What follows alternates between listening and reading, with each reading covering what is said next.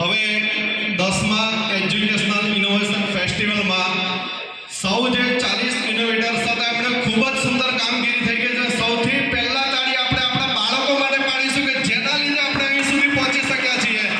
બાળક એ આપણા માટે ભગવાન છે. જે આપણે કપડાં પહેરીએ છીએ કે ગાડી લઈને ફરીએ છીએ એનો સાચામાં સાચો હકદાર આપણી શાળાનો બાળક છે.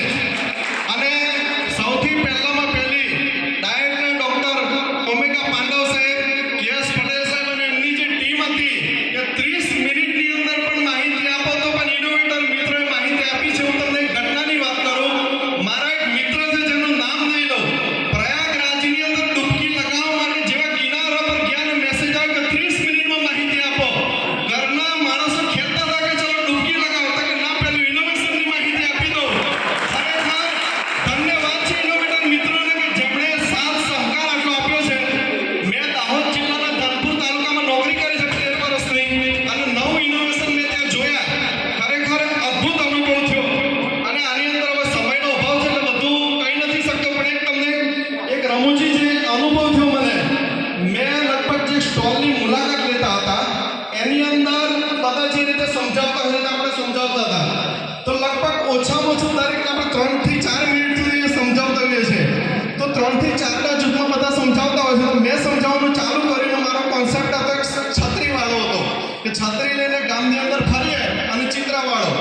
તો મેં લગભગ 3 થી 3.5 મિનિટ સુધી સમજાવ્યું. એમાંથી 2-4 જણ મિત્રો વિખેરાઈ ગયા. પછી બીજા 2-3 જણા હતા કે आपने जो कुछ समझाया लेकिन हमें कुछ पता नहीं चला. तो मैं કહ્યું કે તો તમે કે ફક્ત માથું હલાવતા હતા કે ફિર સે સમજાઈએ. એટલે આપણે સૌથી પહેલા તો પૂછવું પડે કે હિન્દી ભાષી છે કે ગુજરાતી ભાષી છે. અને એના પરથી આપણને અનુભવનો મેં લગભગ ઝીણી માહિતી છાત્રી પરના બધા જ શબ્દો વાંચી લીધા હતા. તકે આપને સમજાયા લેकिन हमें कुछ पता ही नहीं चला, फिर से कुछ समझाइए. એટલે આવા રમૂજી પ્રસંગો થતા હોય છે. અને આપને એક વિનંતી છે કે આ જે ટ્રોફી છે, પ્રમાણપત્ર છે, એનો હકદાર આપણે તો છીએ જ, પણ આપણા બાળકો છે જેના થકી આપણે પહોંચ્યા છીએ. એક સેલ્ફી કે ફોટો એમની સાથે પડાવજો. તમે એ ફોટો તમારા ગ્રુપમાં ને કામમાં મૂકજો, જેથી એક છબી પણ ઉપસશે કે જે શિક્ષક આવ્યા છે એણે બહુ સારી કામગીરી કરી છે. જે આ ઇનોવેશનનો સ્ટોલ તમે નાખ્યો છે એ તોરણો તમે કદાચ નિશાળની અંદર ઇનોવેશન ફેસ્ટિવલ એવું નહીં બનાવ્યું હોય, પણ એ સ્ટોલ તમે તમારી શાળાની અંદર બનાવીને બાળકોને બતાવજો. એ ખૂબ ખુશ થશે. એના માટે એક આ ગોલ્ડ મેડલથી પણ વધારે છે. એટલે એની વચ્ચે બેસીને એક ફોટો પડાવજો એવી વિનંતી છે. અને ડાયટ પરિવારનો ખૂબ ખૂબ આભાર કે આવું સુંદર આયોજન કર્યું છે.